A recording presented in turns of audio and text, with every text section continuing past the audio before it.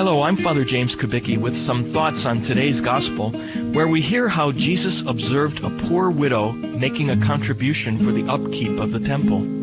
He praised her, saying, "Amen, I say to you, this poor widow put in more than all the other contributors to the treasury, for they have all contributed from their surplus wealth, but she, from her poverty, has contributed all she had, her whole livelihood." If you think about it, what she did was very close to what Jesus would one day do himself. And so when Jesus saw her, he saw himself in her. He saw himself reflected in her as in a mirror. You see, at the Last Supper and on the cross, Jesus contributed all he had.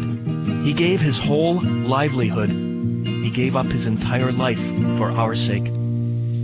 The co-founder of the Catholic Worker Movement, Peter Morin, wrote a prose poem about this that's entitled Traditional Catholic Action. Here it is.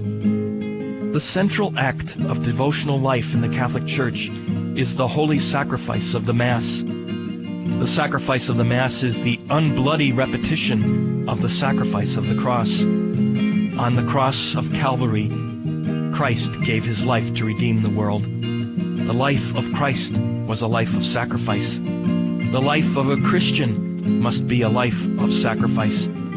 We cannot imitate the sacrifice of Christ on Calvary by trying to get all we can. We can only imitate the sacrifice of Christ on Calvary by trying to give all we can.